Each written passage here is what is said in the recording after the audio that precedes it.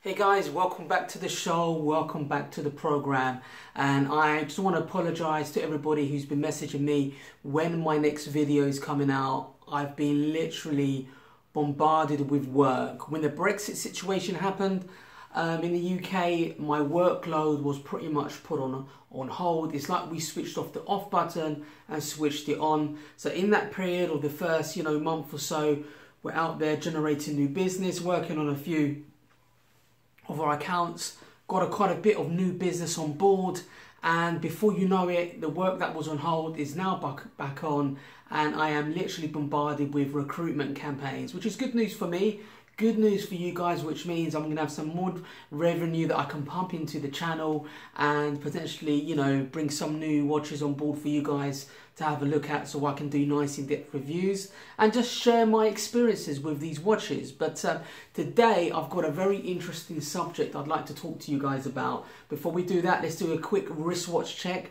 I am wearing my Rado Coupe Classic men's watch, and I thought I'd match it up with the Rado Ceramic Rose Gold men's bracelet, which I think really complements it well. When I was on the market for this watch, I wanted an everyday, durable dress watch that I can wear to work. I wouldn't care too much if I knock it about. But, price range for these Rado Coupe Classic men's watch, depending on the material that you're buying, they range from anything from £925 right up to £2,000. But a very nice, elegant looking watch, guys. But anyway, let's go to the subject matter in hand. And the reason why I'm doing this video today is because it come up at work today. And look, most of the guys that work for me, they're not all watch enthusiasts. So when me and my colleague Emilio are talking about watches, they think we're a little bit crazy, And one of my colleagues today asked me, how many watches do you own? And I said, I couldn't tell her. I had to literally count it in my head, and I counted, and I've actually sold 4 watches recently. I own 24 watches.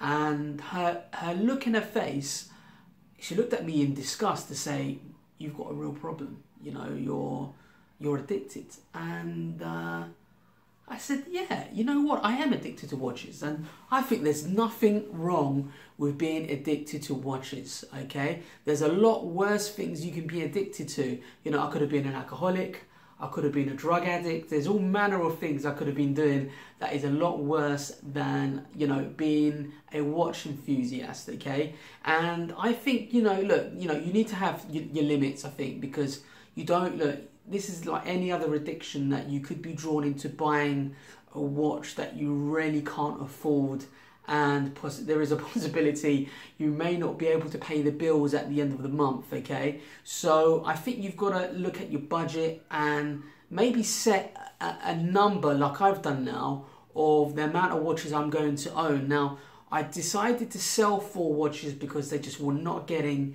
any wrist time whatsoever, okay? And they were no longer giving me that wow factor, okay? When you buy a watch at the beginning, you sort of like, it's that, you can't wait to get the piece, you're looking, it's the searching for it, the sort of adrenaline and the passion and the enthusiasm that you have about it. And to be honest with you, with everything in life, it doesn't matter what passion you have, you like the piece, but after 1 month's gone, 2 months gone, 3 months have gone, you start to get a little bit less excited about it. The novelty tends to wear off, okay? But look, guys, when I speak to people about, watch collecting, if they're not a watch collector, they look at you as if you're a nutcase, and you say to them, they ask you, how much is that watch? They'll be like, oh my God, what a waste of money. My watch costs, £100 and it does the same job. And then I sort of like say, well, look, I do appreciate all levels of watches. So, I look at affordable watches right up to high-end luxury watches as well. So, yeah, absolutely crazy, guys. Yeah, I just want to talk to you guys about my passion, how I became a watch enthusiast, a watch addict. And to be honest with you, watch addiction is crazy. I love sharing my passion with other watch enthusiasts, watch addicts as people like to call it, who aren't the so-called watch enthusiasts and will have no interest in this video today. So if you are not a watch enthusiast or an addict, let's just go into another channel, guys. You know, this is not for you. But you know, I started getting into watches about 11, 12 years ago, and I was working for another recruitment agency, and basically this is how it worked. If you hit your target, say you build 15k for the month, you get a leather chair, for example, just to show that, you know, you're somebody who's achieved over 120%, and pretty much nearly everybody in the office had that. So, you know, you wanted to go that extra mile to say that, look, I am really good at my job and I own a Rolex or a high-end luxury watch. So we used to set goals like, you know, if I, you know, produce in my quarter, I don't know, maybe, you know, 60, 90 grand for the quarter, with that extra bonus that I'm going to get, I'm going to basically go and buy myself a high-end luxury watch. And I achieved that, but I ended up buying about 2 or 3 watches. So I did buy a Rolex Datejust. It was a 1601. I've now sold that on. But I bought myself a couple of Seiko watches back then. You know, I wasn't, my knowledge wasn't great about watches, but, you know, it was more for me a sort of like status symbol at the time where I was working. I wanted to achieve. And once I got that watch, it brought me into the world, into mechanical watches, okay? And I started tailoring my new business development. And at the time I was doing retail recruitment, both head office and right down to junior level, like sales assistants, right up to head office appointments. So I started targeting watch boutiques, and that was it, guys. I was hooked. Once you start talking to these guys, they sort of like draw you in, and it's such an interesting subject. And let's be honest, guys, men, we don't really wear jewellery. The only jewellery we may wear is the odd men's bracelet and watches, you know, and that's the key. And to be honest with you, for me, at this stage of my life, I've got my family, my missus. Looking at watches, they're like my mistresses, you know. Watches are like my mistresses. They're like, you know, like sometimes my missus like said to me, like, she'll catch me online looking at watches. She goes, "What are you doing? You're buying another watch?" I'm like, no. I quickly close the page. I don't want her to know that I'm spending any more money on watches. And so it's a little bit naughty, you know, spending the money on the watches. But look, what I tend to do now, guys, I tend to buy, if I'm buying a high-end luxury watch, I always tend to buy a used example. Okay, I try and get the best possible price as I can, because if I get bored with the watch or I want to sell it on, I'm either not going to lose that much money on the watch, and I even may make some money on the watch if I get a very good deal. So the key for you guys, if you are addicted to watches, try and build good rapport and relationships with your local watch boutiques, ones that sell used boutiques. Don't get me wrong, guys, I still buy new watches. A lot of time, if it's an affordable piece, I'm not going to bother, you know, searching to find it, you know, £50 cheaper. It's not, you know, saving £50 is nothing at the end of the day, yeah?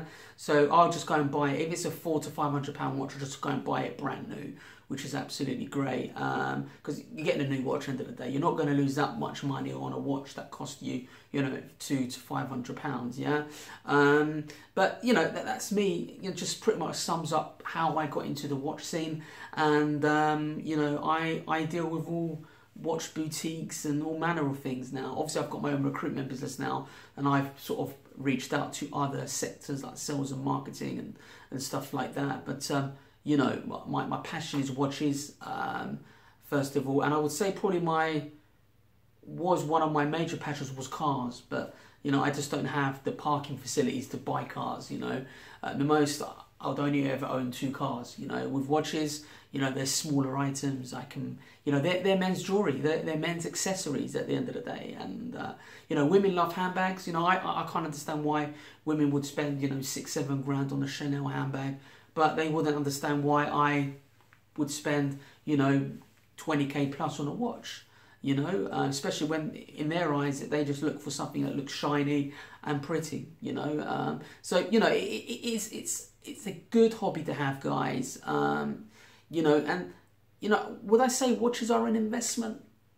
Probably not, because most of the time you tend to buy with your heart and not your head. Yeah, let's be honest, guys. Yeah, when you get to the the point where I'm getting now, where my goals mainly for the last 5 years have been watch goals. You know, done the property stuff, done the clothing stuff. I just thought, let's do watches, yeah.